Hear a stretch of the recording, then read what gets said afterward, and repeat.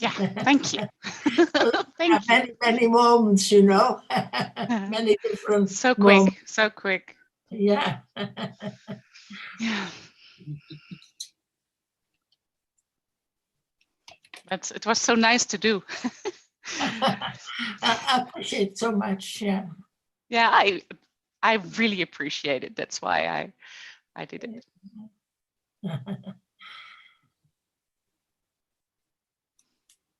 Gabi is there. John and Sarah is there. Hello, Gabi. And we have now. hello. Hello, everyone. Hello. How are you? Yeah. My camera's still not working.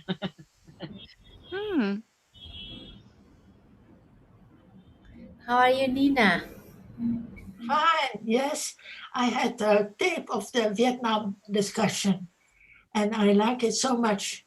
I get quite a lot out of it. So this morning during my breakfast, I listened, and I like it very much. Very useful. Okay, you watch it on the YouTube, right? It was on the how do you say torture yourself with kinds of practices, but it was not only about that. That was just a question. When someone has a question for Ajahn, she always brings it back to basic things which are useful for everybody. Right. It's wonderful that whatever is the question is always related to this moment. Yeah, that's it. So it's really useful for everybody. That's right. Yeah. Hello, John and Sarah. Good morning, Sarah. You are mute. You are still mute. Yes, hello everyone. Hi, all right. Hello. Nice to see Hello, you. Tadao. Morning. Hong, I want to ask you, how about in Hoi An with the floods and the beach? Everything okay? Hang is there at the moment. Hang, she's in Hoi An at the moment. How is it in Hoi An now? Because you've had a lot of Hello. floods. Yes. Hello, John and Sarah. We are fine. Yes. Can you use the beach? Can you swim at the beach now? No, we cannot swim now. Unfortunately. Yes. Yeah, we thought so. We heard from a friend of ours here, her father lives in Hoi An near the beach, and he said that there's been a lot of erosion. Right. The beach is in a bad way and they need to use a lot of sandbags and very sad. Yeah. Yes. And everything is okay at Anvilla? Yes, everything is now okay now. Yeah. Fortunately, the typhoon typhoon, was not too strong in Hoi An. So, yeah, the center of the typhoon was in another place. Still, it was on the news here. Yes. This year it's very bad weather for the center of Vietnam.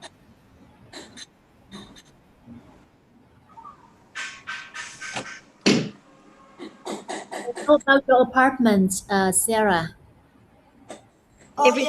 Everything going fine, thank you. Oh, good, yeah. So when do you expect to move in? Maybe just before we leave here. Are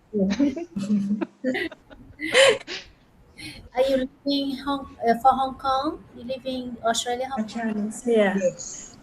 Okay. Ajahn already. Yeah.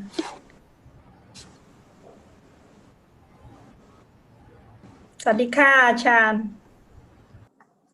สวัสดีค่ะทุกคนค่ะ สวัสดีค่ะ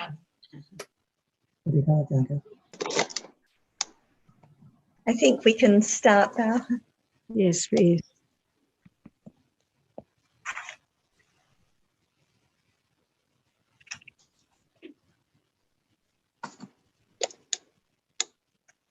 Do you have anything you would like to start with today, Nina?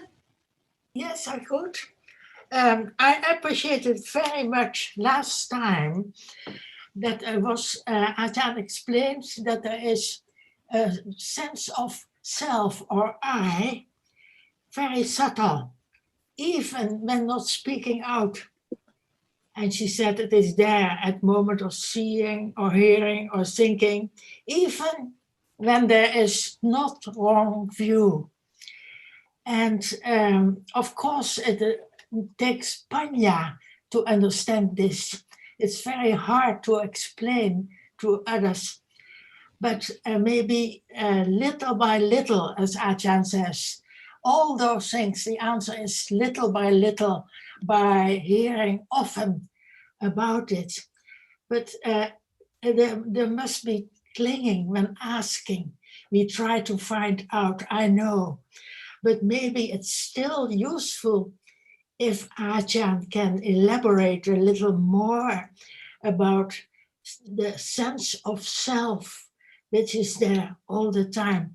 I think it's useful for everybody. That's why I think it's not just hearing just one word and only one time. For example, just the word Dhamma. See, if there is no understanding what Dhamma is, can there be the understanding of now as Dhamma?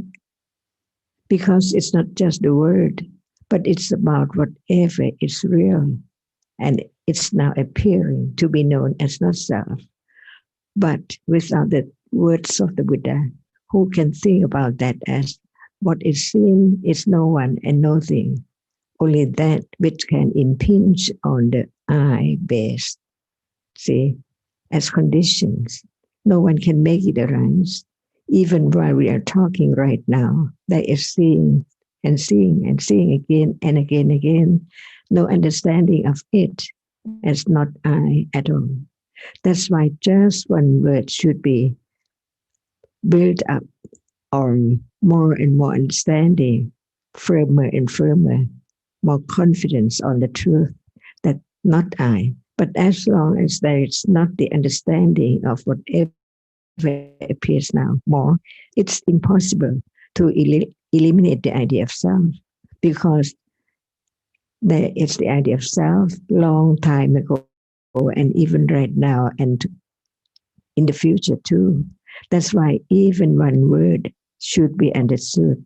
When there is the understanding more about no one there, it begins to understand. So what is that which is appearing? No one there. So what is that which appears? Only that which can appear when one opens one's eyes, that's all. Otherwise, no matter how much one try and try to have it arise, it's impossible. All are conditioned by no one, but by conditions themselves. Just one word should be more confidence. Then that is the moment of developing understanding, accumulating little by little, from moment to moment. No me, no Nina. Gone, everything. And what is left is the memory of that which has appeared. See, even just right now, a little more understanding of no one is so very helpful. Only Dhamma. So the sound now, it's gone completely. No more, never again to be the same which has arisen and fallen away completely. See, no one. So it can be conditioned from let go the akusla, like attachment or aversion to whatever appears.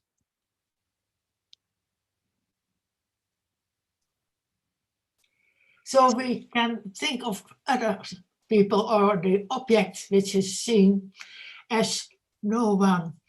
But when it concerns ourselves, we still have an idea of I am talking now or thinking now, an underlying idea of I.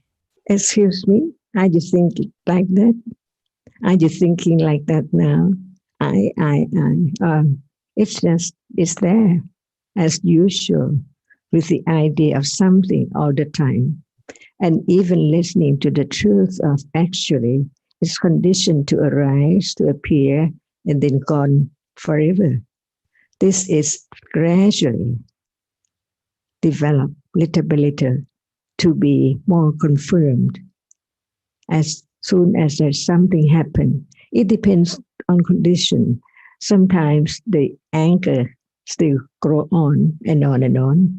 No idea of no I at all. But sometimes when the conditions are ready to condition moment of even thinking, it's only just that which appears. Who's that? Anchor is anchor only. It's time to study, to understand. But no one can force it to arise to study then at all. All depends on conditions.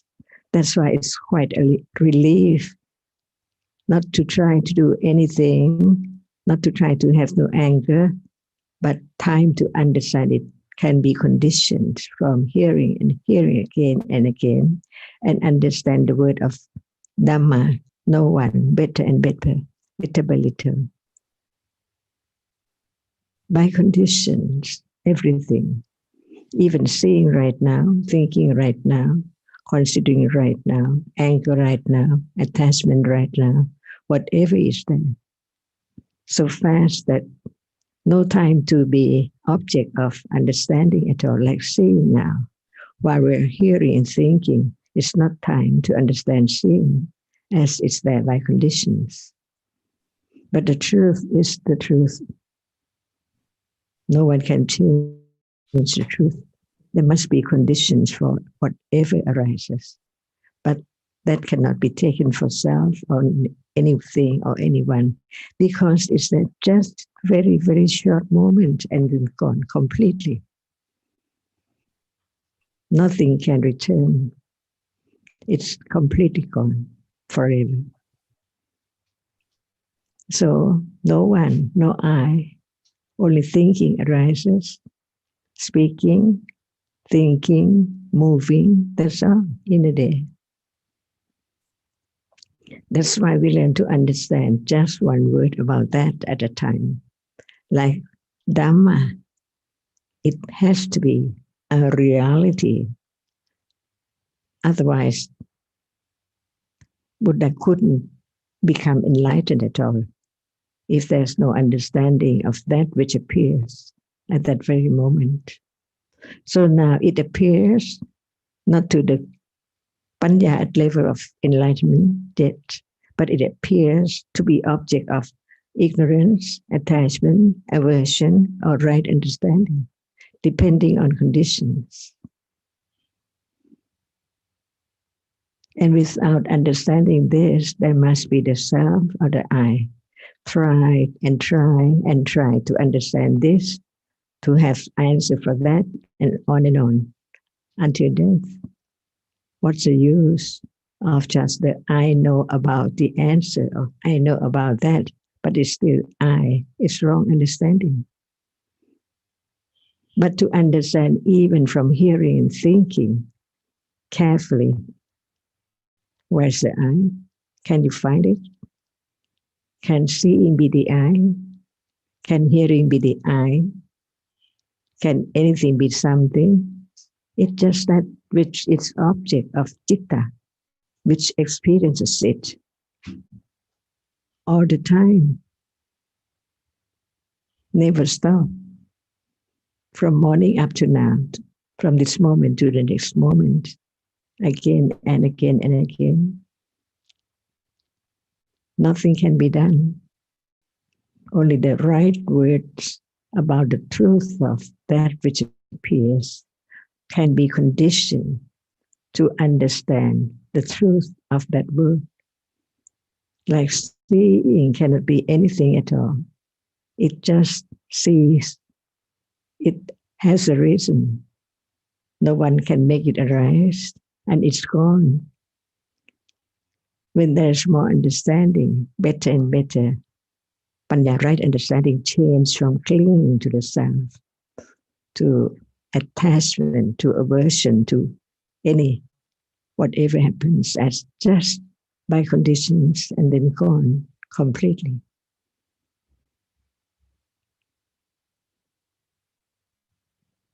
And that can be directly experienced, but not at level of listening and understanding.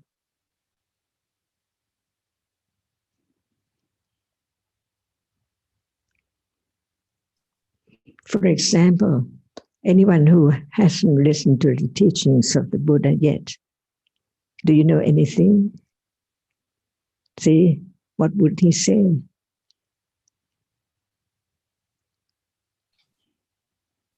Whatever is there in life can be object of understanding, from hearing, considering, understanding the truth. The truth has to be the truth.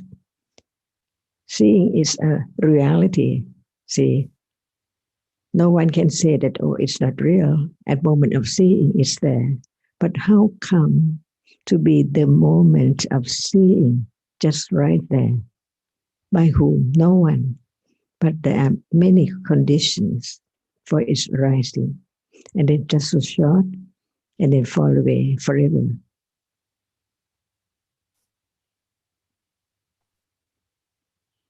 So what can be I? You have helped us a lot to understand better the shortness of the moment, that it is really nothing.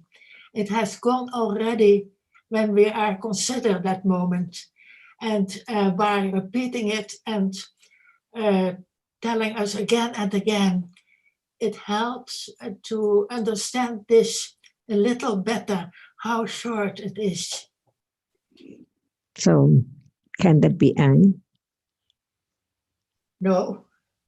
See, every word that Buddha taught about the truth of whatever appears condition more and more understanding of no self at all. That's why one can see one's own misunderstanding of whatever appears and knows that there is only one way to understand it, by listening carefully and understanding better and better until the moment of direct understanding with awareness of reality, not at will, but by conditions. Each moment, each reality shows it another's. So it depends on understanding how much the understanding of anatta is there, more or less, or none at all. But without understanding intellectually, can there be condition for direct awareness to arise? Because hardness appears as usual. Visible object appears each day as usual. No moment for understanding, as no one there at all. Until there are right conditions for that moment to understand that which is as usual as something. And that is not the object of the Buddha. Like we just say about Upanisya Kojara, it's not ordinary object in a day, but it's the truth of the object which has listened and understood little by little until the moment when direct awareness is there with understanding. One understands what is the object of the Father, which is the Buddha, who gave the truth, the understanding of the truth to everyone who listens and who consider carefully. That's the only way. And we begin to understand that the way must be the way of letting go, not just want to have or try to do anything. That is not the way to understand the truth. It hides the truth. truth, because they appear together. And when they appear together as something with shape and smell and taste and so on, no understanding of each reality yet. That's why it is something, until just a characteristic which cannot be something different from that. Sound has to be sound, not visible object. Taste is not smell. They are different, all are different by conditions. And each of them cannot be taken for anything as self or fish or whatever.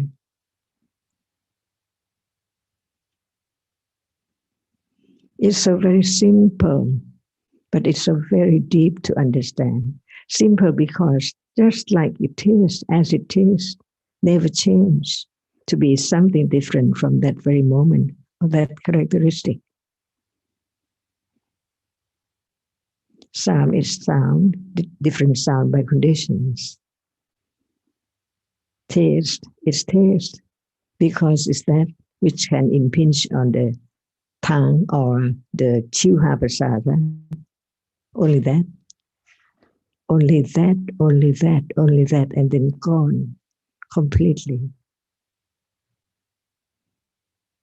This is the way to study the teachings of the Buddha, beginning to understand the word better and better and better, clearly and clearly and clearly, until the truth appears as no self. From intellectual understanding to be conditioned for understanding directly of a reality which is now by condition, see. So the understanding of anothernness develop on and on and on and on until no matter what time it is for, enlightenment by conditions, understanding by condition, direct awareness by condition, vipassana jnana by conditions, different levels by conditions. So that's the way to letting go the idea of self or something. As now, as this moment, chairs, table, people, things.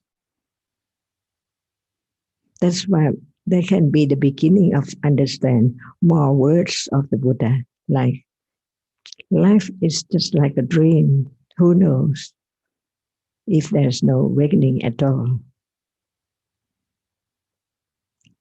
We are in darkness, no light to understand the truth of what is now appearing by conditions, arising and falling away. See, the darkest reality is not understanding the truth of that which appears now.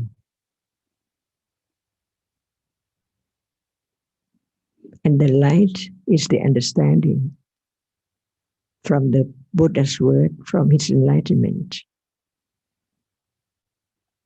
So there can be the understanding by oneself how much light it is now, or just begin very dim, not light enough to understand the moment of arising and falling away yet. So the object does not appear well now, and it appears well to Panya stage by stage as not self.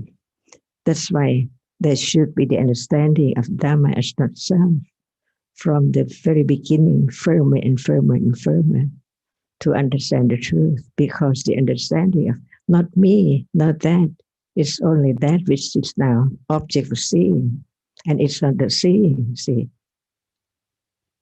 No world at all. Seeing in the world, object in the world, if there's no reality which can experience anything, there will never be the idea of the thought of world at all, or of me, or of anything. So that which arises and experiences cannot be anyone or I.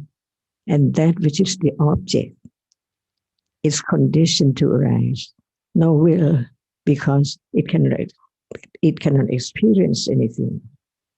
That's why each word is a reality, like the will, the power, the conditions.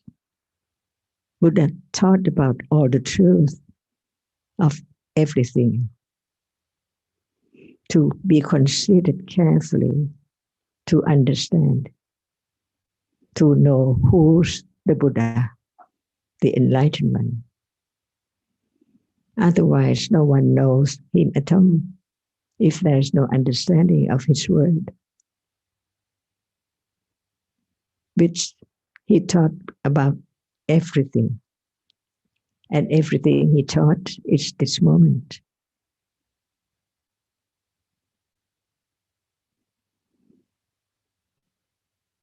So what is a moment? See,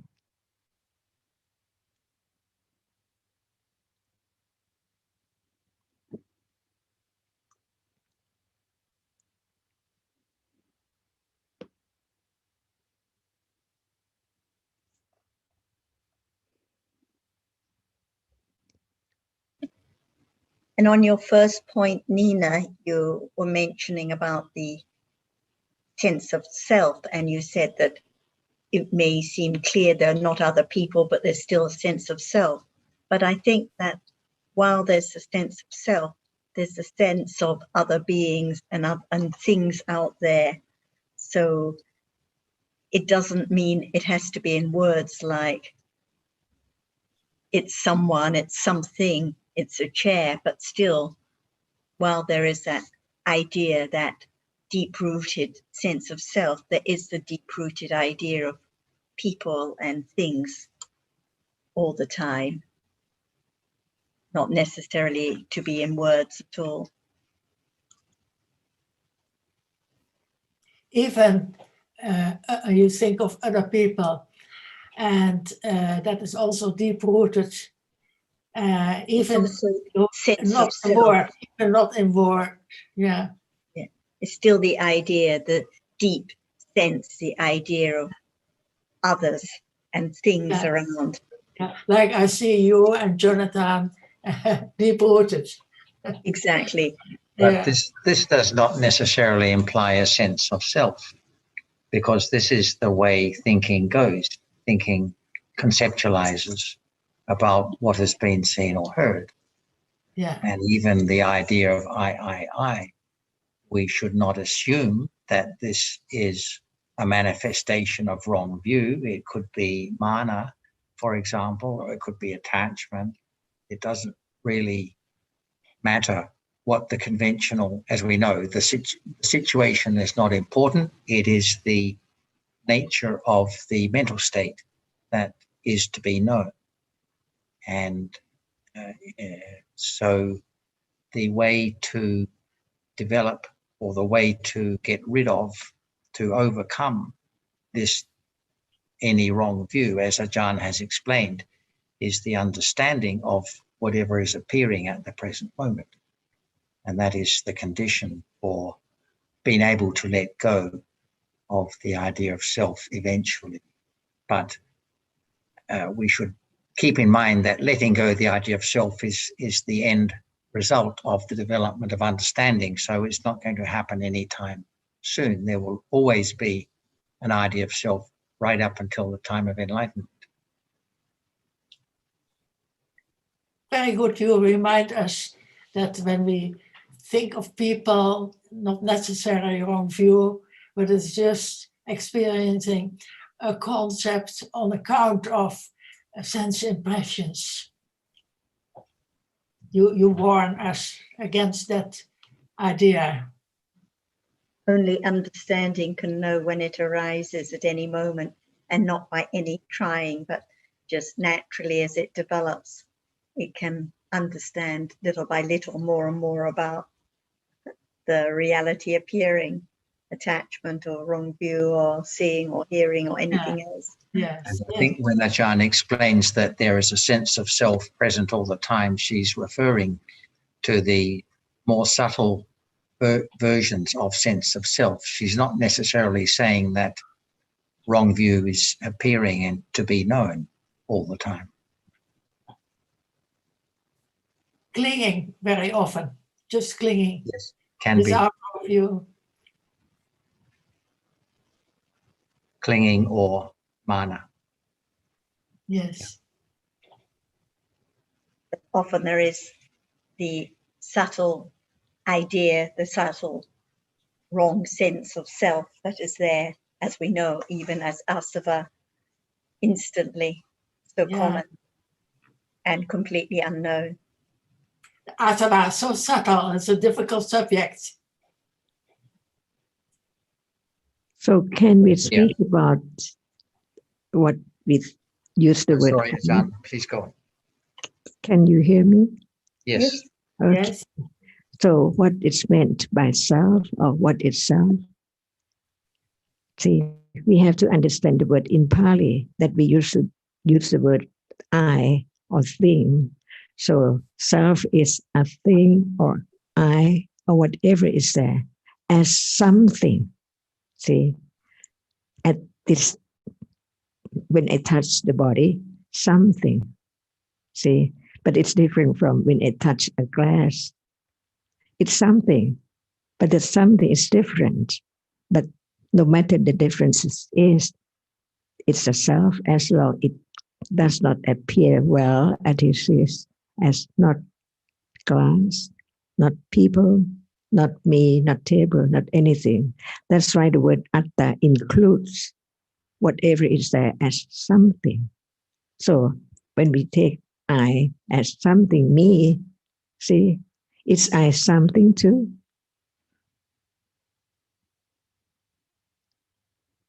Like a glass is something, but these two things are different, but they are something, no matter in what sense. It can experience or it cannot experience, but as long as it does not appear as it is, as it cannot be anything at all. It has to be just one kind, one reality, like seeing. See, seeing cannot be I see, it is a reality which sees. Each reality has its own characteristic of bhava, but instead of using atta in Pali, what shall we use? Different words like I or self or thing, or he or she, or table and chair. See, all are something. So what we take for I is also something which are taken for I. So the best way to understand the teaching is the Pali term, atta, something, including I, or he or she, or table or chair, or glass or bottle. As long as it is thing, something, it's wrong, not right, because it cannot be taken for anything. It's gone completely all the time. As soon as it seems no more, but it seems like it's there all the time. So it is a thing, always a thing, which is there. But actually the truth is that it's anatta, no thing, no one at all. In whatever appears as something, me or she, a table, or whatever, as something, the whole of it as something. But when we break up what is there, if we take the skin off for everyone, who's who knows? See? But what is seen, what is touched is touched. So the Pali term for atta includes everything, which is taken for a thing as a whole, not as it is, just different ones. Otherwise, is this atta or is this anatta? Is this me or is that not me? But anything which is there as something. Even the sound itself is not just a sound, a unit of it, but who knows, many processes of experience instead very shortly altogether become to be nimitta, appears as nimitta of different sound. Otherwise, just one, very tiny one, only one process cannot be taken from my voice or his voice or the dogs or whatever is there. See, so we live in the world of not understanding that which come together and appears as something, no matter we call it dead body or living body, as I. My corpse, my body, my dead body, or my body which is not yet that state. But it's something there. Not you, see, not table, not chair. The hardness is hardness, no matter where. And the smell is smell, no matter where. They cannot be taken from the fish smell or the smell of flower or anything. Smell is just smell. So when we take for something, it's the meaning of atta. No matter in terms of I or you, dog or cat, fish or tree, atta, something. Different by the appearance through different doorways. That's all. Ajahn, Yes, please. so if we take something is for nothing, is that a direct understanding? And that's because of the panya. Panya, the good panya helps to see that there is nothing. And if so, how that bring to the vipassana understanding? Thank you. So many words. Should we talk just to understand each word one by one to understand better as it is? Yes. Okay, what word? Direct understanding. Okay. If we take something for Just nothing. understanding, one word. Understanding, direct understanding, not Yes. indirect. So is the I now? No, if we say we think there's no I now. There is no I because you say no I. What is that which is not I? Just the experience. This Like is seeing, understand hearing. the reality word by word, only one word at a time. Otherwise, it seems like we understand, but actually no understanding of the truth, which is so very deep. For example, you say that, what is I now? Or no, I at all? No I at all. So what is there now, which is not I? There must be something now without Just the realities. Just the realities. Just one word. What is there now? Seeing. Seeing. So is it direct understanding of seeing? Or just hearing the word seeing? And that is seeing. So there is the idea of I understand seeing as it sees of just its moment of seeing. But actually, what is the truth of the seeing?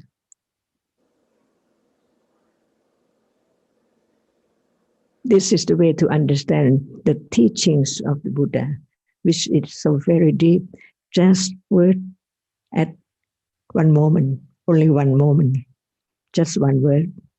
If we think a lot along, no understanding of what we are talking about. But when we talk about seeing, what is seeing? Otherwise, it cannot be the understanding of seeing at all. That is seeing, sure.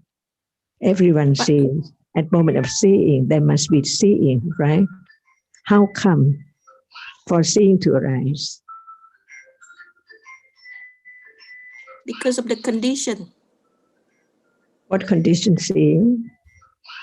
Objects, lights. See, long away from seeing. If you say that seeing is life, when there is no seeing, is there still life? No, I'm saying the condition for seeing. See, too far away from understanding, only seeing, because thinking a lot about many, Yes. many things. But there Because is at the seeing right moment, now to understand whether it is direct understanding or not yet. There must be talking about seeing to understand whether right understanding it as just intellectual understanding, but not yet yes. direct awareness or understanding of it. This is the So, difference. so what is directly awareness then? Okay. Can that be the understanding of seeing?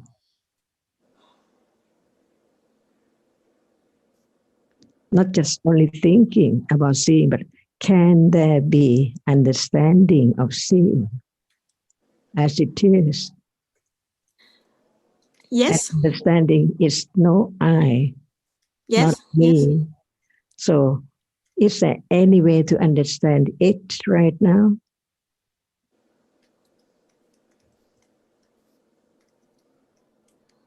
Can it be understood directly right now? And what is the difference between direct understanding and intellectual understanding?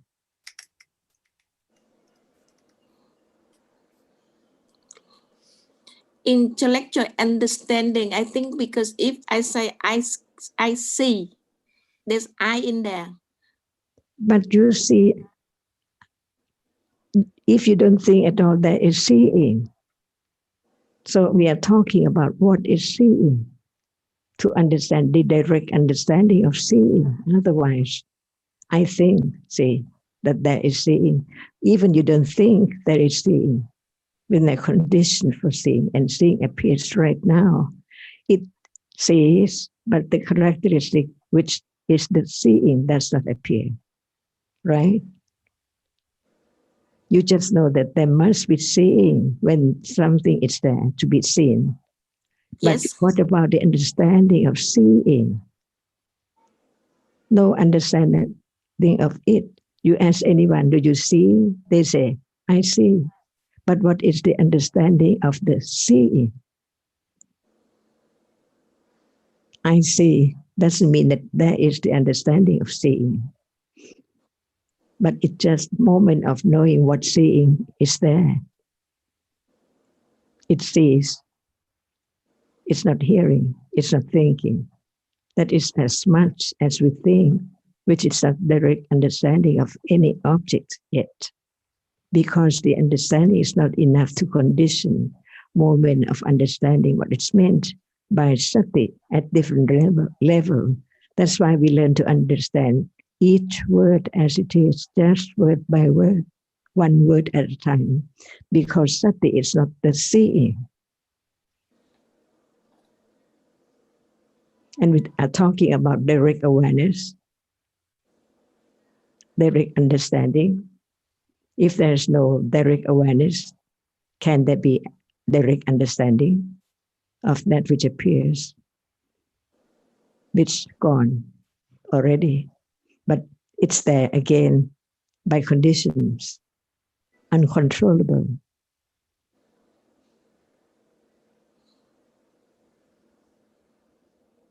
So Yes. don't hurry to do anything or to understand anything just by hearing, but by considering carefully so that there can be the letting go of misunderstanding or ignorance, not understanding that which is now appearing. Otherwise, we don't know how much ignorance is there, even now. How come to be such ignorance of seeing right now from eons and eons ago? No beginning to understanding the truth from hearing. So how can there be condition for understanding at moment when it's there? And this is the difference between the intellectual understanding and the direct understanding. This is very hard, Ajahn, because the seeing is done by the brain, the function of the brain, and to ask to see the function of the brain to do the seeing is very hard. So is it right when you say that it's so hard? Because even Buddha took how long time to directly experience it as enlighten the truth of everything, which is now appearing. That's why you know that we are learning that which is the hardest thing, most difficult thing to understand. Even it appears no understanding by oneself, no thought about the truth of that can appear only when there is seeing. And when there is no seeing, there is the memory of it as it's there, but actually it cannot be there anymore. What is there at moment when it appears is not there from then on.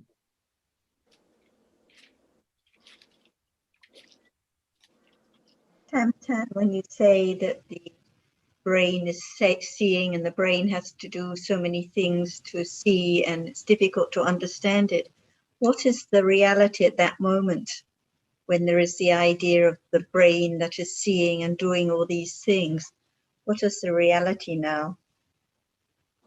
I'm thinking in the concept way, like because there's an object, Sarah. There's an object.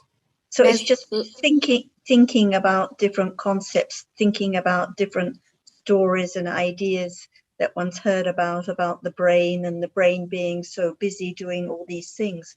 But it has nothing to do with the understanding of seeing at all.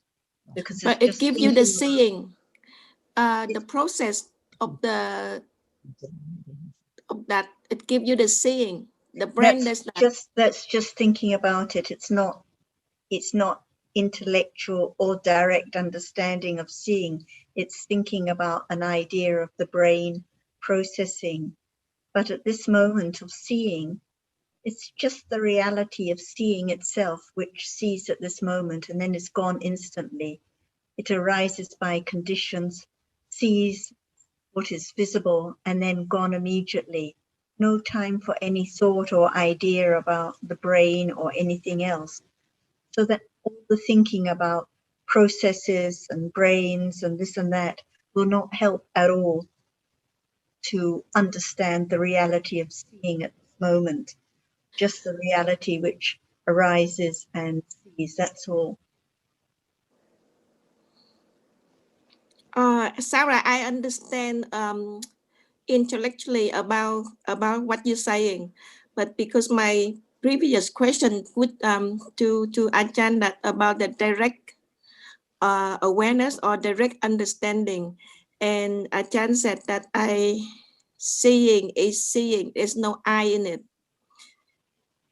Yes. So if there's not even the beginning to understand intellectually that it's just seeing at this moment which arises and sees now, nothing to do with brain and processes and this and that, but just the nama, the seeing, the chief in experiencing which just arises and sees what is visible.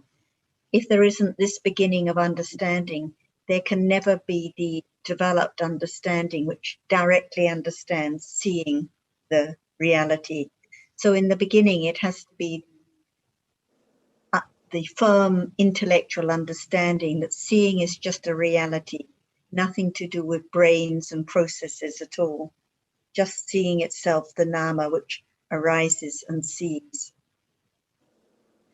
Very simple and very deep, as Ajahn mentioned, but very subtle. And the main point is that it's just the reality seeing itself, which sees. It's not someone, it's not something, it's not a person, it's not a brain. It's anatta. That's the meaning of anatta, just the reality itself, which arises and experiences. I think you know there are, because we've discussed it before, there are the two kinds of realities, the namas which can experience an object and the rupas which don't experience anything. So seeing is the nama which arises and sees the object, not someone or something which sees. Jonathan wants to say something.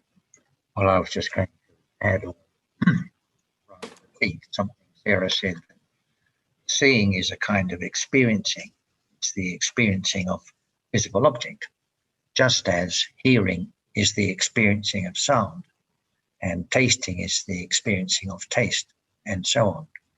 And any kind of experiencing is a function of a mental process, though it relies on the various bases, the eye base, the ear base. The actual experiencing must be a citta, a kind of consciousness. And so if we have the idea that these things are the function of the brain, then that is going to be an obstacle to having any direct understanding of the actual moment of seeing, which is in fact a moment of consciousness, not a function of the brain. People are misled by the fact that science can measure brain activity whenever there is seeing, and certain areas of the brain are associated with certain sense doors. But none of this proves one way or the other whether seeing is a mental or physical process. And in the Buddha's teaching, it's clearly, and if we think about it, it must be a mental process because it is a kind of experiencing. Thank you. It's very deep. Well, actually, in the Dhamma, it's also, we can say, quite basic, because the Buddha spoke time and again about when he enumerated the things that are to be understood, he always began with seeing consciousness and visible object and the feeling that arises associated with that, the contact of those two, and then hearing and sound and so on. And that is to emphasize the importance of seeing these realities as they are.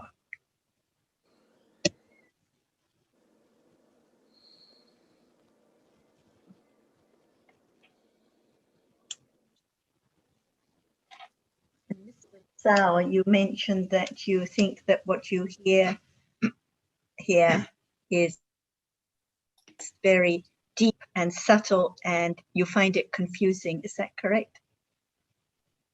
Mr. Tsao from Vietnam. Yes. You said about me? Yes. You mentioned that it can be confusing. Is this confusing or is it quite clear?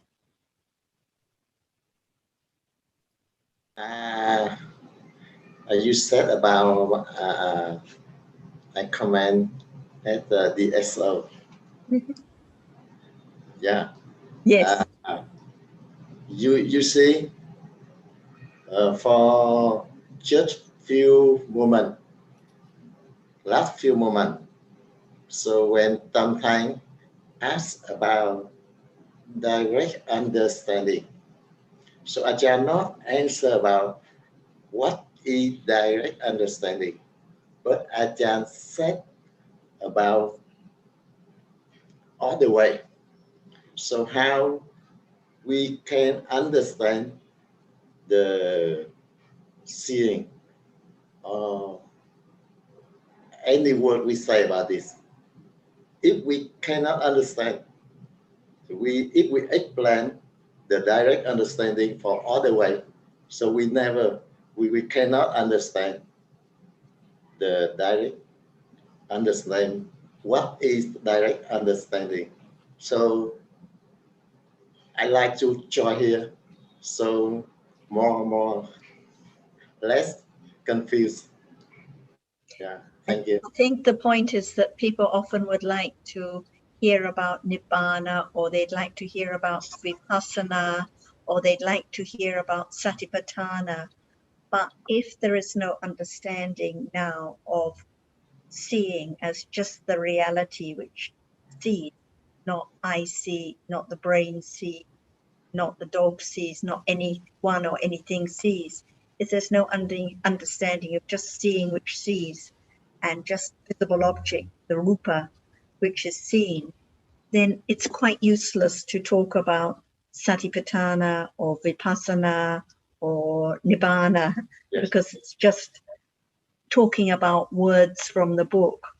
So the understanding has to begin with the basic points, and this is how the Buddha taught. He taught about the seeing and what is seen, and the eye sense which the visible object impinges on.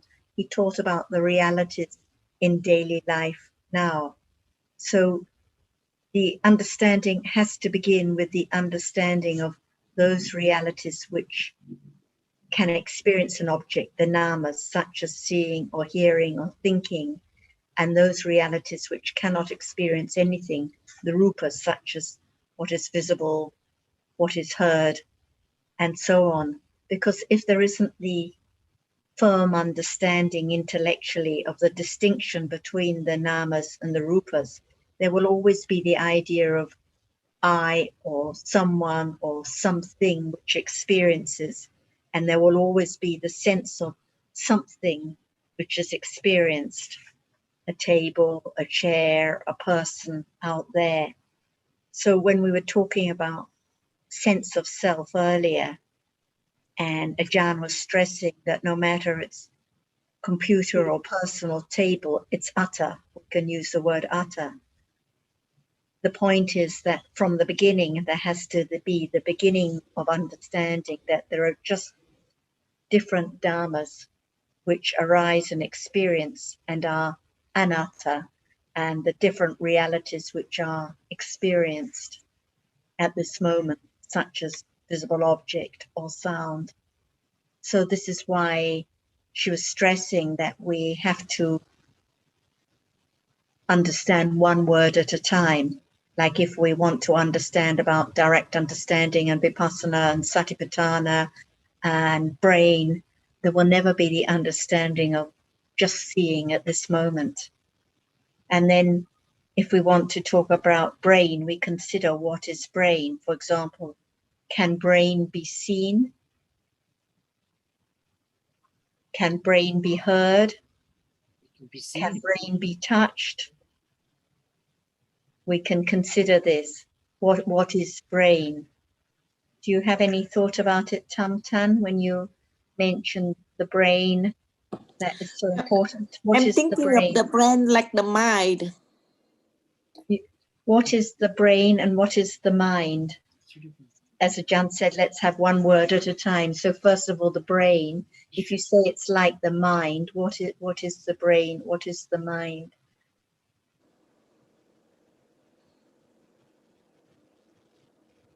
Can You're the brain talking be, like the physical look, or so if you say it's the physical thing, so is it a rupa or what is the brain? I'm thinking like the mind is consists of the chitta and chittasika. That's the mind. I'm thinking like that. Right. So the mind is, so there are chittas and the chaitasikas. There's not a mind that consists of chittas and chaitasikas. There are just chittas which arise and chaitasikas which arise. Yes. So is seeing a chitta? Yes. It's a kind of chitta. So if seeing is a chitta, then seeing is mind when it arises. So if seeing is chitta, can seeing be brain? It's the function of the brain. What reality is the brain? Is the brain a chitta, a chaitasika, or a rupa? So if I can say the brain is the chitta and chittasika, same with like the mind. What chitta and what chaitasika? Chitta is that you there is an object there, and then you understand about the object, the experience. That's the chitta when you experience. If seeing is a chitta, why isn't then seeing the function of that citta? Why do you call it a function of brain?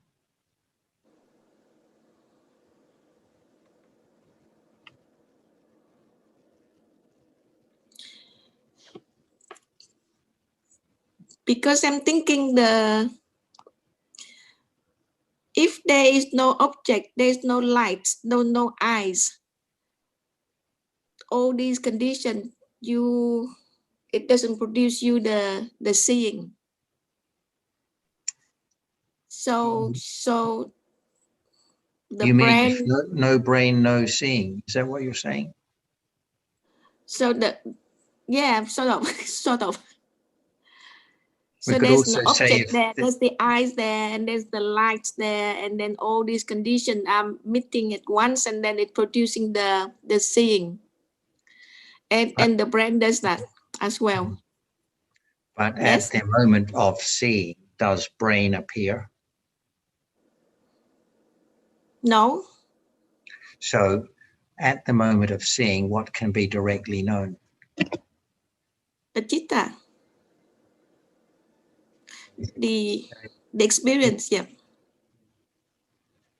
You have an idea that at the moment of seeing, there is the brain working in the background, but I think that's just what we've been led to, how we've been led to understand things when we are taught conventionally about Yes, the yes. body. Yes. So as we've said before, the Buddha's teaching is about understanding what is appearing at the present moment. And it is about understanding the absolute realities that are appearing at the present moment. Yes. So whenever we think about something else happening in the background, it's nothing to do with direct understanding. Yes. Actually, it's another sense of atta. This is another idea of atta, that something or someone sees, because it's not the understanding of seeing itself. So the beginning of understanding of seeing is the understanding. It's just that reality seeing itself, the nama, which sees. No person, no brain, no thing, just seeing itself as the citta, which has the function of seeing. Nothing else has the function of seeing, only the citta itself, seeing, has the function of seeing. So like you said at the beginning, when there's the idea of a brain which has the function of seeing, it's just thinking about an idea. It's not any understanding of the nature of seeing itself, which arises, as you mentioned, because there is the visible object or light and the eye sense. So seeing itself arises by conditions and sees, that's all. No thing, no one there. So this is the beginning of considering wisely, not just learning and repeating lots of words, but beginning to understand now about seeing itself, which sees. And there can be understanding right now of seeing, the nature of seeing. And at that moment of understanding, there's no thought of brain or anything or anyone else, because those are just long stories, but nothing to do with understanding seeing. So in the beginning, this is why the first word to be understood is Dhamma. What is Dhamma? So seeing is Dhamma, hearing is Dhamma, but computer or brain or body or person is not Dhamma. It's just an idea of something. So there can be a little more considering about this important point. Thank you. Thanks, Tam.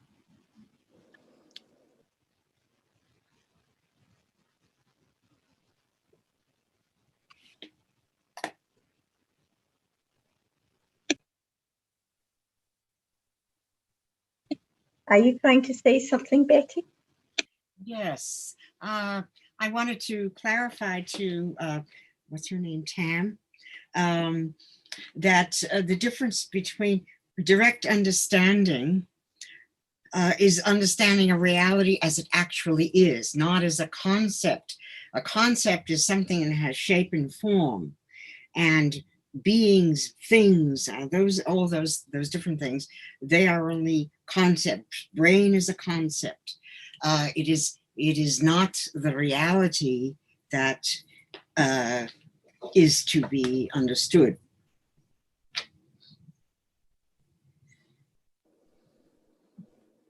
Yes, thank you.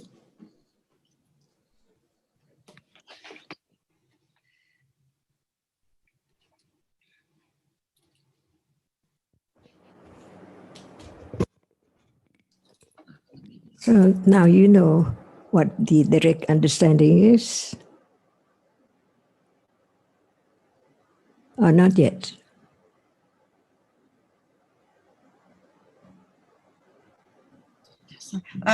John, are you talking to me or to Someone asked about direct awareness, and we talk about direct awareness. So I asked the one who asked about direct awareness whether she understands direct awareness already or not yet. Not yet, Ajahn. Yes. Not yet, Ajahn. So what is the difference between direct awareness and intellectual understanding?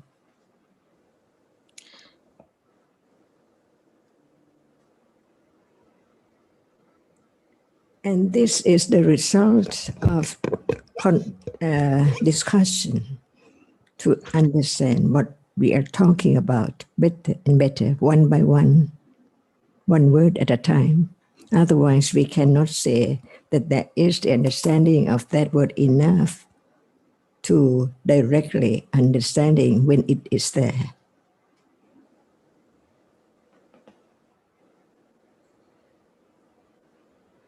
For now, see what is right now. Is there any understanding? What level? And can it be direct understanding of that which cannot be anything at all beside that reality which is conditioned just to be that?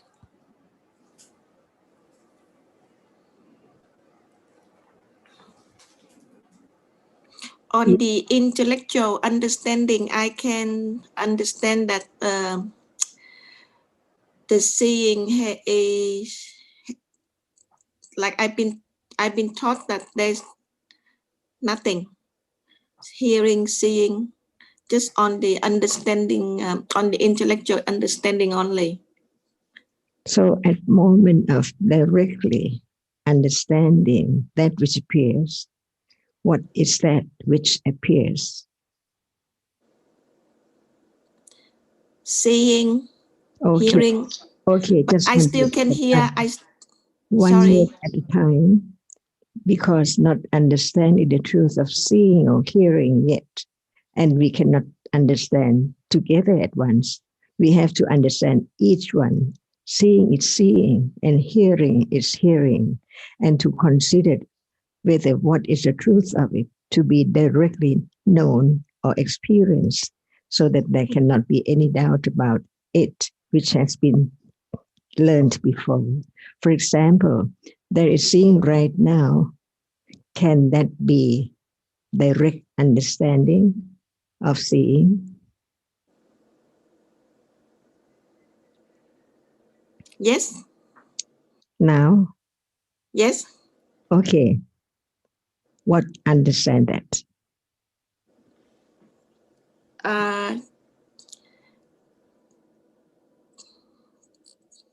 Nothing. No, you. Right? No me, yes. So what understands?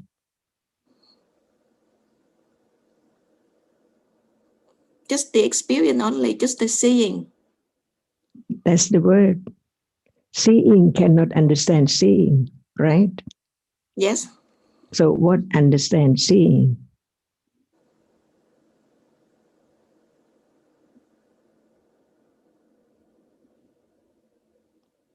So just talk about the story of whatever appears. It's not enough.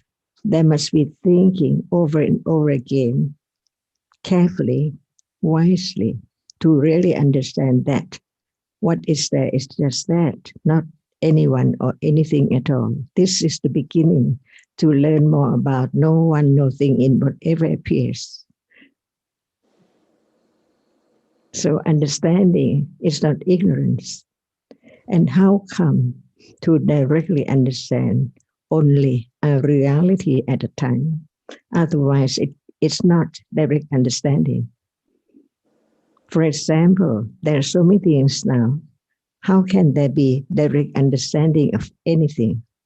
Just only one, not as many as it appears now. See, we have to study carefully. Otherwise, we have the idea that I understand now. But actually, how much understanding or how wrong or how right the understanding is enough or not to be conditioned for direct understanding of no one. Because the point, the absolute truth, the Ariya Satya is no one there at all. No thing, no one, not anything permanent. It appears and then disappear instantly, unknowingly all the time. That's why we need to understand from the very beginning that what we take for something permanent is not permanent. It's not that which we take for something at all, because it's gone. See, just a moment ago, it's gone. And what about the direct understanding of it? What is that mean? Direct understanding, it's gone. That's why in order to let go the idea of self, it takes quite a long, long time, because it's not anyone, but it's a development of panya from moment of hearing, considering, to understand the difference between different level of panya, of understanding. Without the intellectual understanding, there must be the idea of I, because there are conditions. Ignorance is there, not understanding what is there. So it is something when it appears as nimitta all the time, not the truth of it as it is appearing. For example, visible object is seen, but no one knows about it, that it's not a person, a thing, a picture at all. It's only that which can impinge on the eye base. Otherwise, seeing cannot see it. And seeing is conditioned by not just the visible object and the eye base and the contact, but it depends on karma in the past too. Otherwise, how can it experiences just this and then it's gone instantly? So many things to develop the understanding of no self, not just the idea only that I understand. Not enough. And one begins to understand what's meant by each word of the Buddha, like Upanishaya Kojara and just Aramana. See, what is the difference? If there's no careful considering, it's impossible to understand the word of the Buddha, because so deeply it does not appear as it is. But Panya can understand each reality as it is, as no one, no thing in it. Where were you yesterday? Where will you be tomorrow or next moment? Unknown, all by conditions. So understanding doesn't mean that just thinking by oneself and considering not carefully and take it for something as a thing. But the truth is that what appears now so very subtle, very deep, it can be known stage by stage. But in order to eradicate the ignorance, it has to be only the highly developed panya. But when there's no beginning of understanding the truth at all, how can there be the understanding directly as it is, as not self? So if one does not forget, there's no self, no thing, anything at all, only different dhammas. That's why Buddha said all dhammas are anatta, not anything, not anyone at all. Seeing cannot be dog or cat, fish or tree or anyone. Deva, seeing is seeing. It's gone. Never to be there all the time. When it has arisen by conditions, the condition it just to arise. That's all the function of conditions. So as long as it has arisen, it fall away. No condition to make it stay there longer or stay there longer. The more understanding it will eliminate or letting go the idea of self, little by little, unknowingly, like holding or touching the knife's handle. You know or not how much it is wearing away until it's worn away, little by little. It's just like now, we talk about no one, no self, but what appears is something all the time. So understanding the truth of each reality, which comes together as nimitta, as something. Who can know that it doesn't appear as it is, but it appears as something permanent in life, this life, and next life, last life, see? But each moment arises and falls away. That is kanika marana, never to return. Each word can be studied little by little.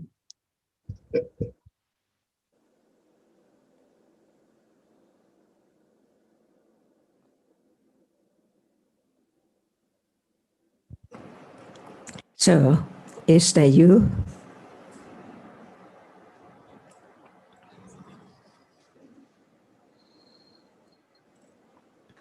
There's no me. Directly understood or what? Directly understood.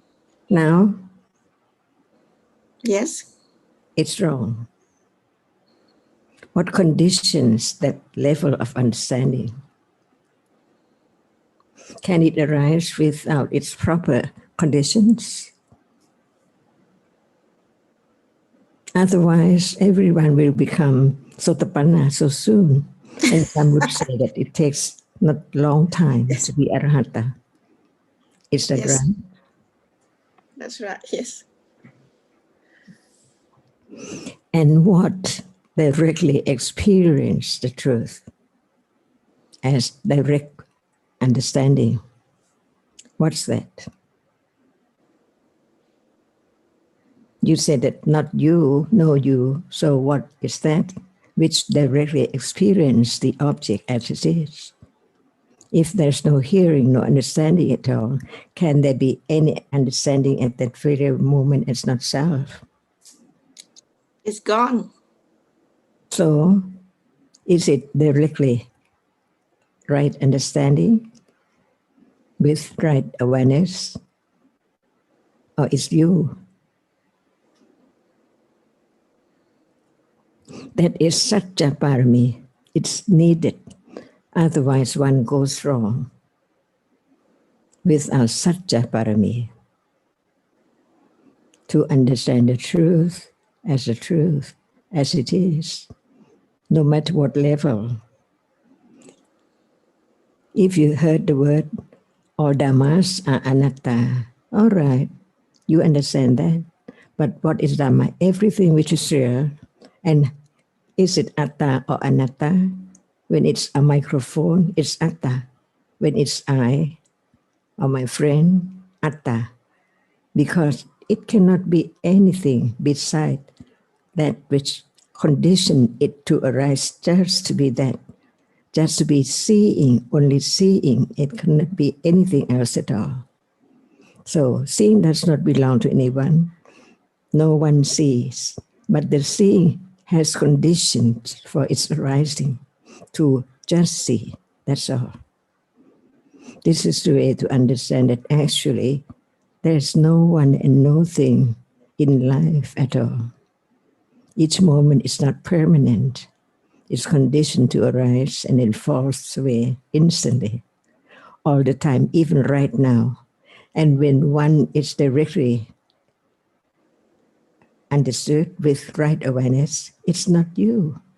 But how come to be that moment that what is meant by understanding a reality only one at a time. What does it mean?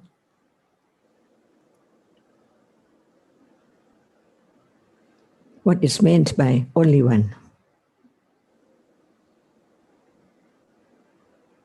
Does it appear well as only one? No. See, so can that be direct awareness with direct understanding? I can understand now, yes. Pardon? No, no. That is a true sattva. Yes. It's not, it is not I who can do, who can try, but it depends on right conditions and proper conditions for such level of understanding too.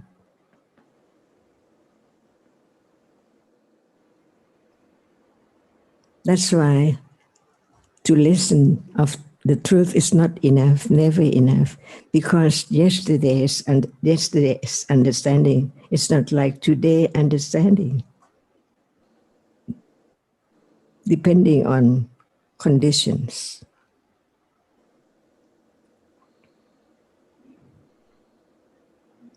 When it's wrong and listen wrongly, it is more and more wrong understanding or wrong view.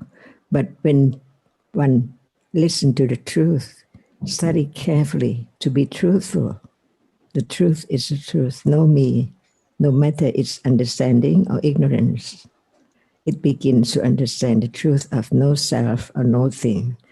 And this is the highest point because it is the Arisatta.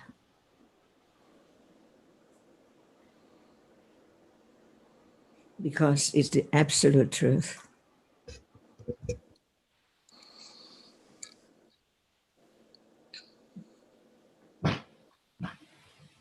So Ajahn, so if there is nothing, so there is no object, and there is no object for direct understanding. And that is thinking, right? Yes, thinking. Okay.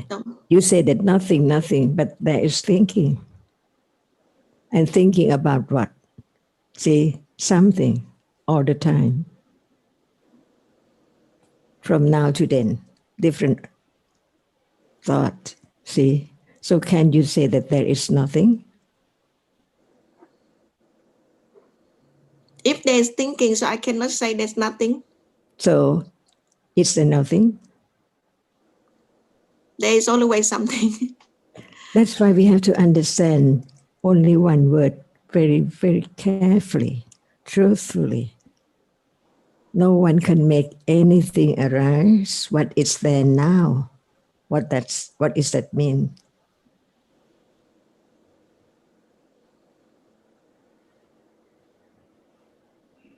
There's no one, but something is there now.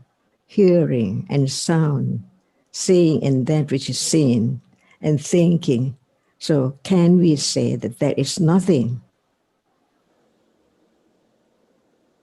But that which is there is no one, no thing in it. See, Yep. even that should be studied, thinking carefully whether what is true.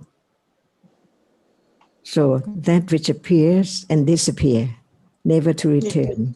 Yes. Can it be something or someone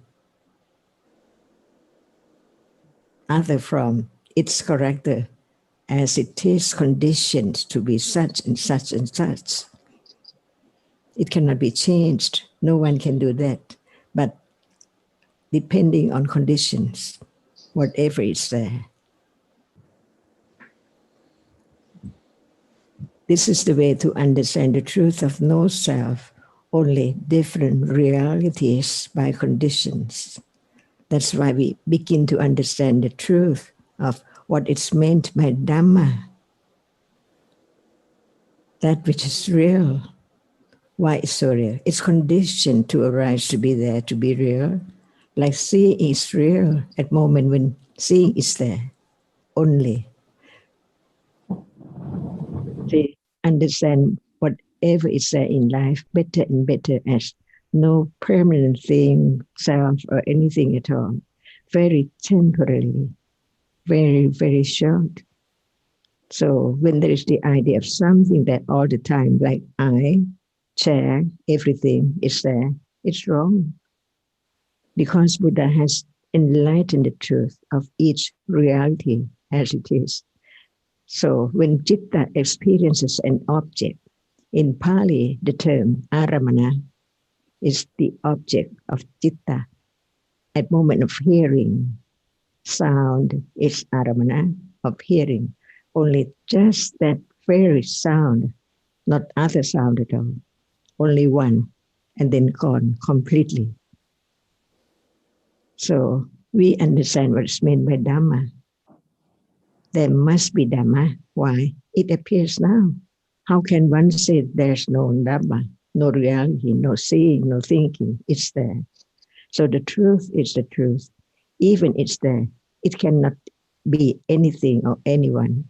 It is not permanent. No one can make it arise at all. But condition is there to condition it. And there's so many realities just to condition a reality to arise. Like thinking can be wholesome or unwholesome by conditions, by accumulation, by so many other realities. That's why to understand better and better, it can let go the idea of self little by little, but not permanently, absolutely, until it is the direct understanding of what is there as what is as one has learned before. That is the aramana of the Buddha, who understood the truth of whatever appears as not like any other people who cannot understand the truth by oneself until begin to understand the word of the Buddha as intellectual understanding and understand that understanding, that level is not enough. It cannot let go the idea of self completely. It cannot eradicate the anussaya, but that it has to be the direct understanding with better and better understanding, keener and keener, sharper and sharper, to let go whatever is there in life and now. See, in life means this moment as well. So the understanding can understand clearer and clearer. When there's no understanding, it's not me. When there is understanding, it's not me or anyone at all. Just conditioned realities. And this is the only way to eradicate the idea of self completely. No I at all.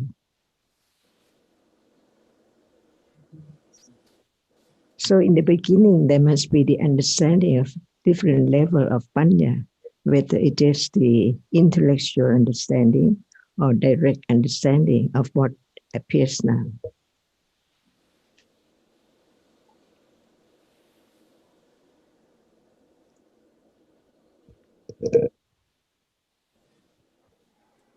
So again, it's now direct understanding of whatever appearing now.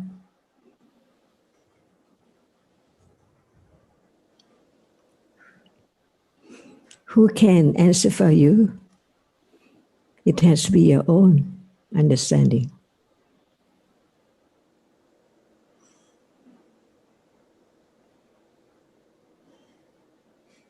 But the other can understand whether that's right or wrong.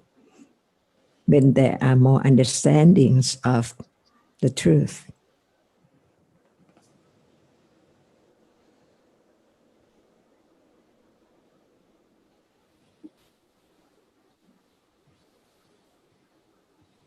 Ajahn, I still have a question about nimitta.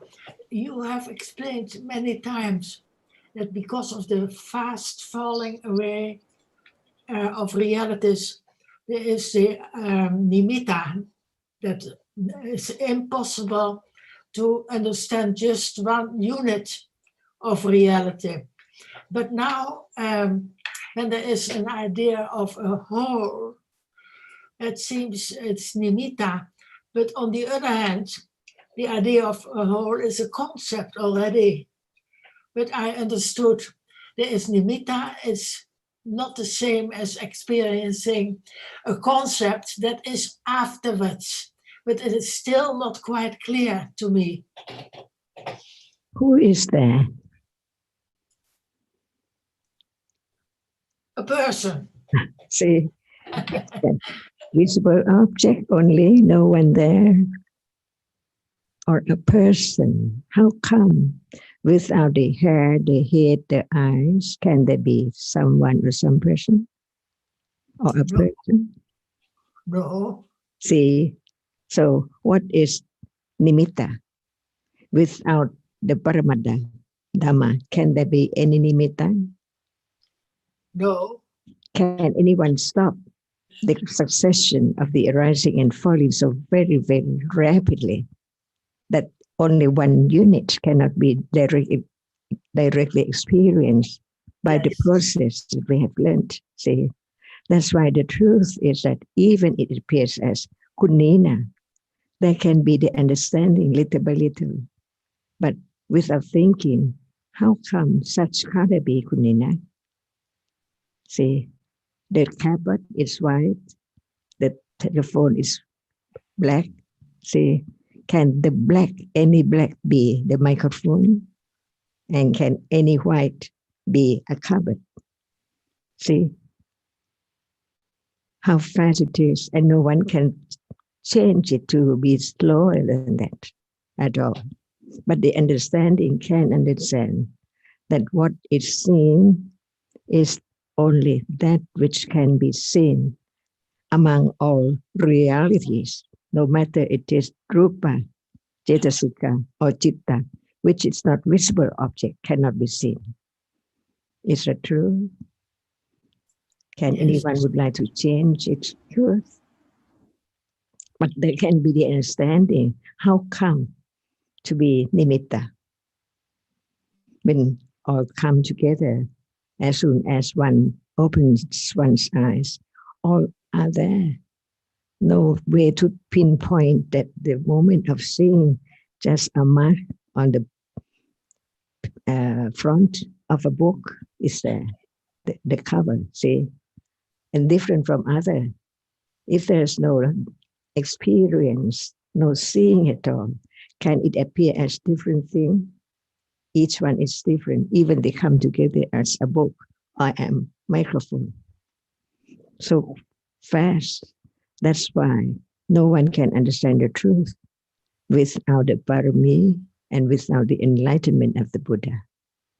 That's why we are savaka, the listeners of the words of the Buddha, to be wise enough to understand better about the truth which is there now. Visible is now, it is seen now, and it is only visible object. See how much clinging to that as something permanent, not only in this life, but long, long, long time ago, which can be, if extinguished, never arise again by such level of panya, which has enlightened the truth stage by stage. So we know that the truth can be known from the words of the enlightened one, not by oneself, because the parami is not enough to be such. So develop the parami, because all paramis must be kusala. Akusala cannot be parami. And the understanding is the Pakatupanisya, Pajya, to condition all kinds of kusala with different level of understanding. And sometimes even it's kusala, but without understanding. Even Arahatas, they have the Mahakiriya Citta, sometimes with Panya and sometimes with not, by conditions. This is to understand better and better that actually there is no one at all. No one can do anything, no one can, because of actually there is no one. So the thought of try to do this, all right, trying is a reality. To do or doing is a reality. To be known as no one at all. Each reality is no one. Panya cannot be ignorance, cannot be sati, vitaka, cannot be tapasa. See, different realities, the more understanding, the letting go of the idea of self will be developed little by little. No one at all. And we cannot force anyone to study, to see the benefit, the great benefit of understanding.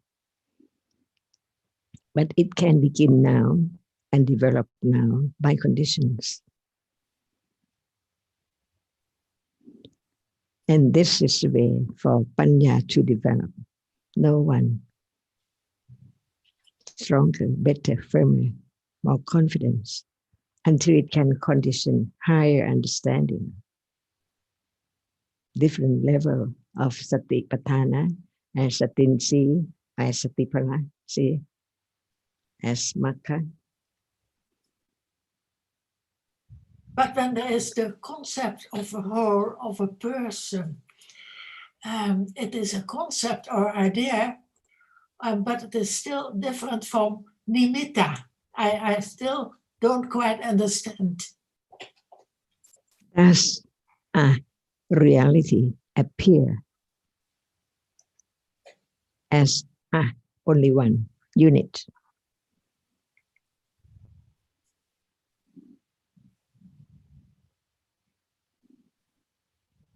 See, even through the study of processes, different process, one process of seeing, no one, nothing at all, only visible object. But to be people and thing, shirt or blouse, tablecloth or chair, can it be just one unit of hardness? It couldn't, no, impossible. So we understand what is meant as soon as they see what's there. A chair, see, instantly, it seems like no time to think at all. It's just like now, no time to think of different moment of seeing and hearing and thinking at all. But they are not the same kind of reality. And that's must be the gap in between. And the gap is the Pawankacitta, which does not appear. So we can think of gap, but actually there cannot be any gap in between the citta from one to another one by anantara pacaya, nati pacaya.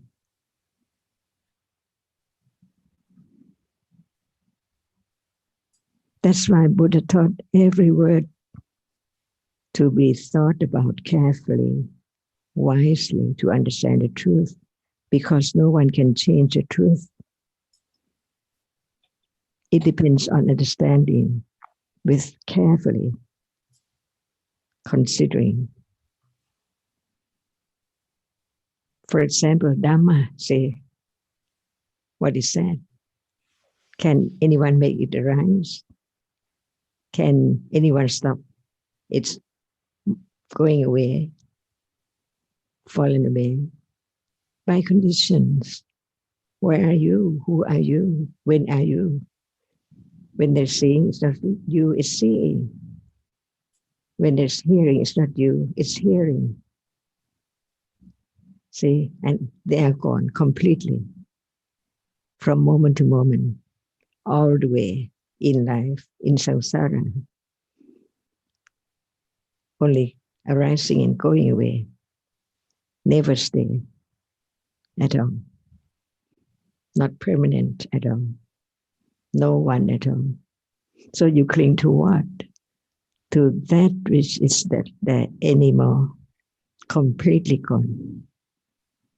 Is true? Is it right? Or it's wrong thinking, understanding? The truth is the truth, but wrong understanding does not understand it as it is. That's why we listen to know how much clinging, how much wrong understanding, how it must be daily life, because this moment is conditioned reality. If you try to change, it's your thought of self. That there is I, who will do or who can do. So reading the Tipitaka without understanding is lyrics, because no understanding at all. Just like talking about something not without any meaning or truth or benefit at all.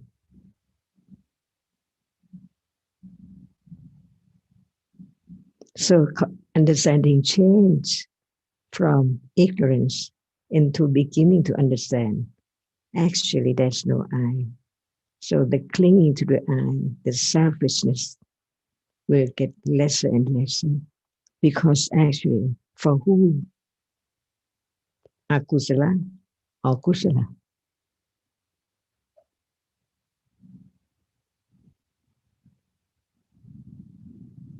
We think that for me, for myself, but it in reality for akusala,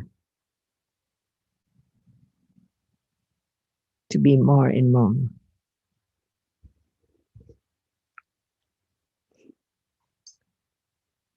So learning the teachings of the Buddha is not just learning about the word, but about that which he taught about now to be understood, no matter when and where and how it appears. Nimitta, now we begin to understand. We live in the world of nimitta, which is not true, not the truth of whatever is now.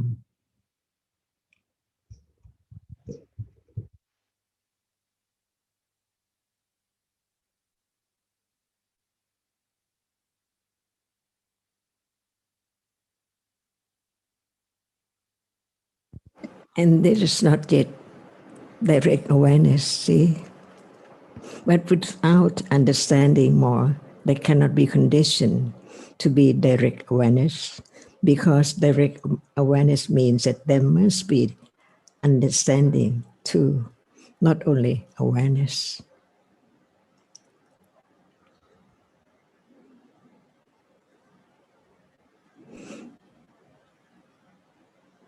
And if there is no understanding of the truth of awareness itself, it is I am aware. I try to be aware. I am aware. It's wrong because no I. But it's that moment of not understanding awareness as not I.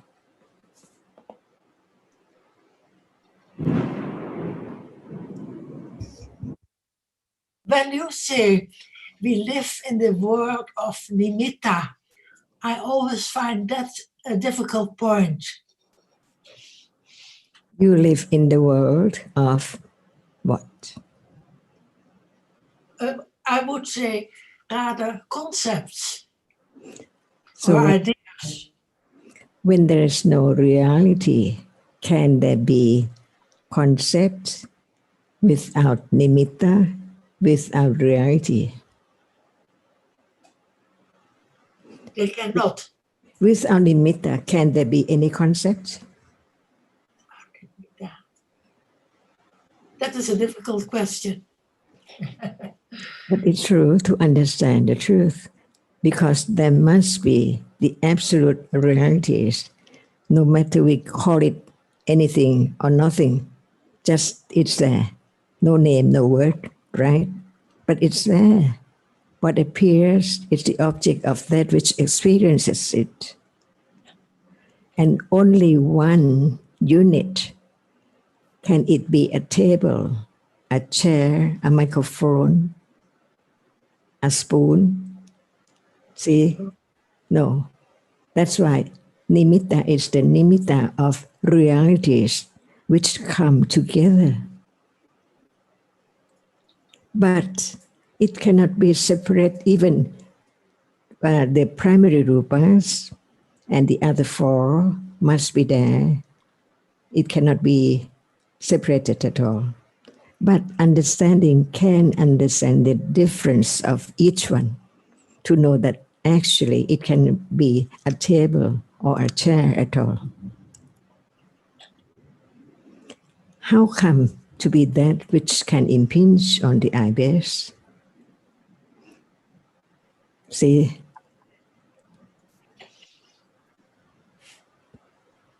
the food of careful considering wisely what is there. When seeing sees, see, it's a reality. Where is that?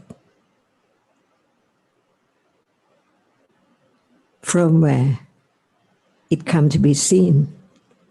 If no one coming in this room, can you see that person, the idea of something, whether it's seeing such different appearance as different person? Is we now living in the world of concepts? And without the absolute reality, there cannot be concept, there cannot be nimitta to be taken, to be known as concept.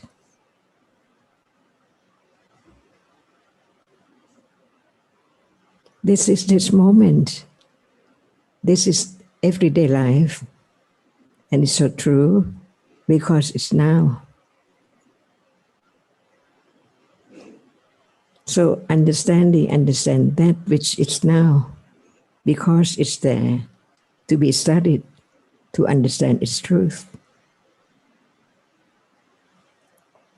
Otherwise, what's the use of listening to the words of the Buddha?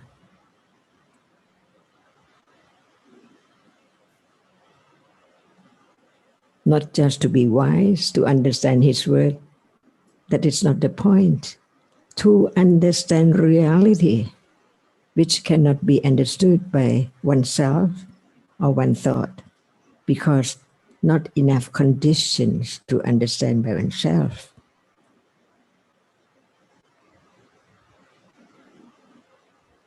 Different level of the accumulation of understanding.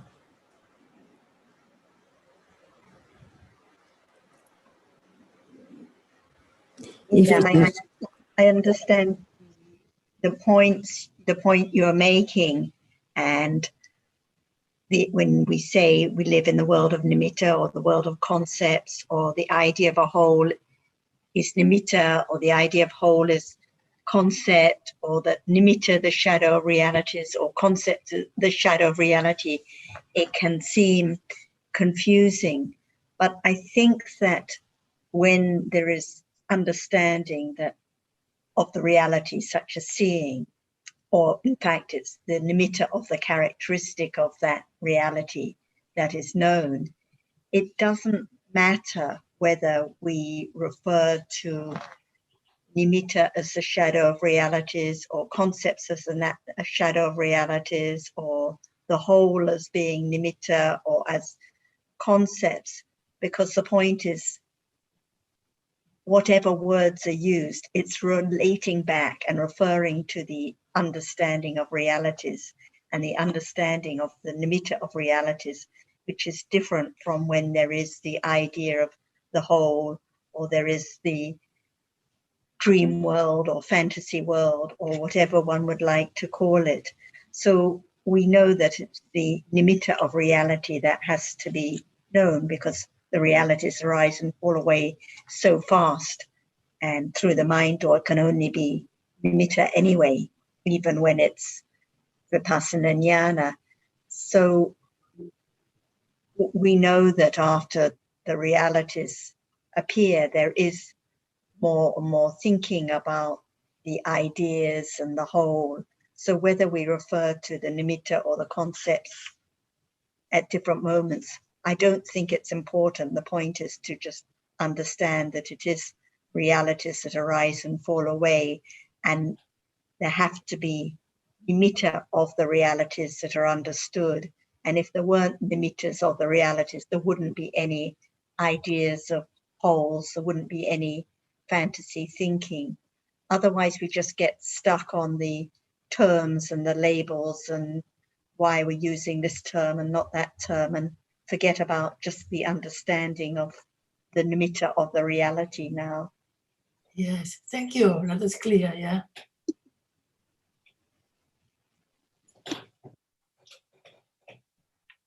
Ajahn Ka, I have a question about, you remind us that we should consider each word again and again. How is that done? I mean, I could sit here and think about it, but what actually considers this one word again and again? Okay, what is seen? What is seen is, well, we're told visible object. If we don't talk about it, can there be any moment of understanding it as just visible object? No. See, that's why just one word, visible object, to remind about one's own understanding. Is it enough to understand that which is now appearing as no thing, no one at all? See, and this will be conditioned to letting go the idea of self, not by me, but by knowing the way to let go the idea of self. Otherwise, let go, it's I, no understanding, and it cannot be such at all, because at that moment, no understanding, so there must be ignorance there, always there. Just one word from now, visible object, or that which is seen does not appear as it is. So I can remind myself during the day, it's just visible object, or it's not me. But I often wonder, is that just me talking, or whether it is? But it's not me alone. It is not me with the understanding of that, which is thinking about that. Not me which think about that. It's not me, not me, not me, no matter it's thinking or reminding or just the word. It's not only the word, because anyone can understand the word, but not the meaning or the reality of that word at all. For example, visible object, that which can be seen, only reality. The other realities cannot appear as that which is seen at all. When this is true, there can be moment when conditions are ready only to condition moment of just thinking about it. And later on, more than just thinking, understanding directly. Because what one translates the sati in Pali as falling, right? Or remembering, or what in English? It is awareness. Awareness. So what is the understanding of the characteristic of awareness, see? Or just aware, I know that what I'm doing.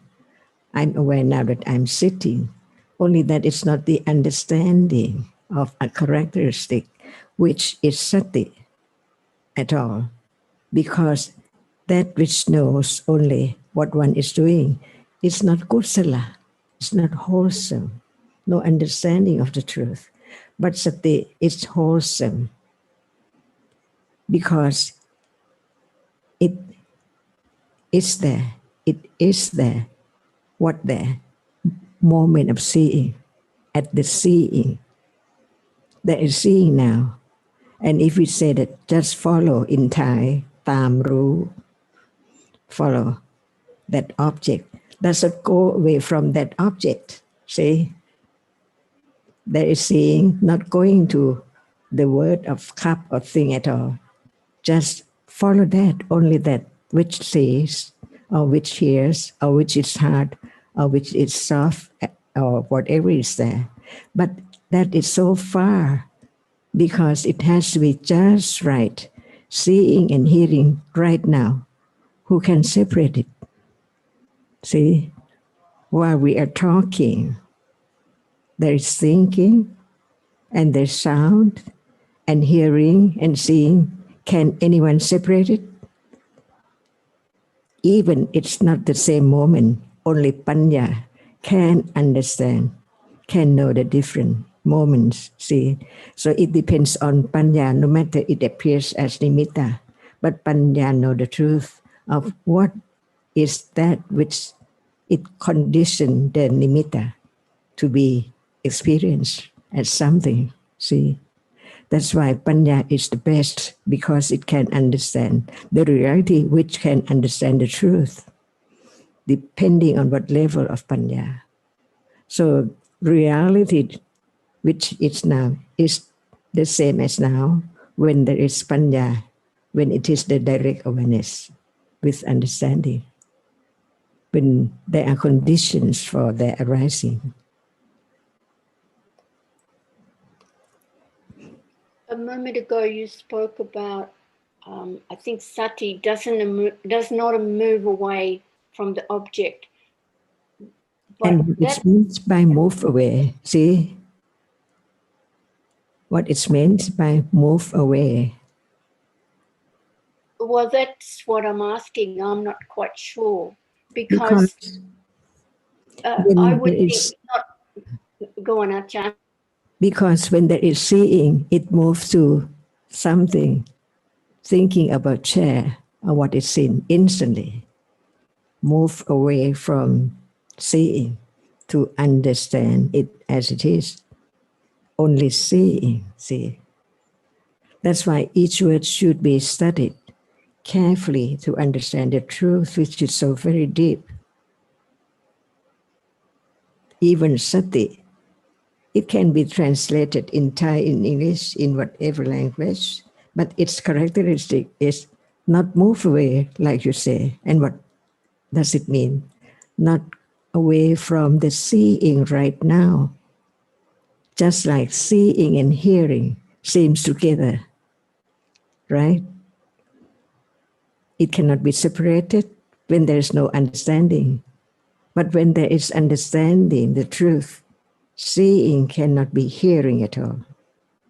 So the process of seeing how many jittas which experience such object of that doorway, but when it's a idol, the seeing, the process of seeing, only one moment of seeing. See, the seeing itself sees, the other citta does not see. So we can understand how come the nimitta so very rapidly, as there are so many things as soon as one opens one's eyes. See, it's just like that. How deep, how subtle it is, but it can be studied to be known little by little. No one can do that. They are all different realities. The wholesome Jitatikas, Saddha, see, just tend to see little by little the benefit of understanding the truth. That is Saddha. Not sati, not panya, but it's that characteristic. Who knows? It's now at moment of understanding, at moment of listening, at moment of thinking carefully, wisely. See, sattha is there. And sati is there, different function, different characteristic. Why do we have to understand this? Otherwise, there must be the self, I, all the time.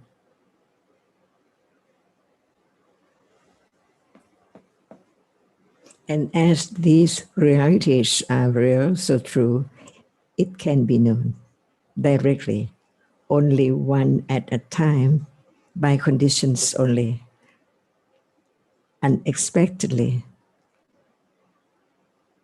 No need to think about or to wait for it or to expect it to arise when I went there to that certain place or something like that.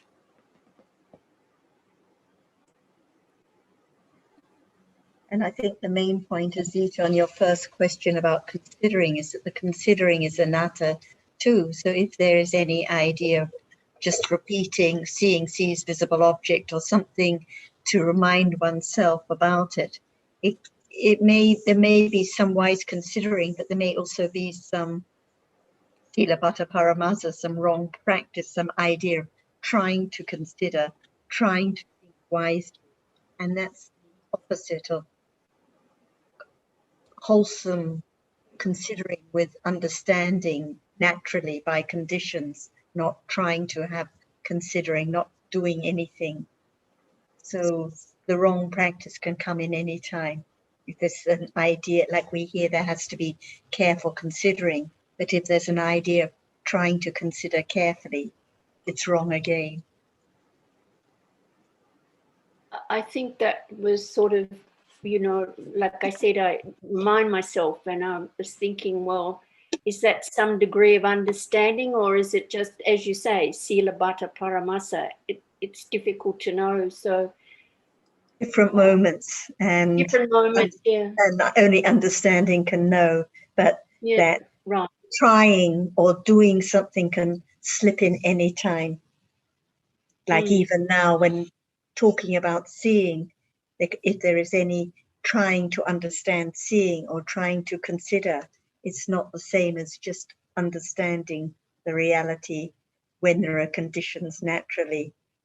Understanding it is anatta.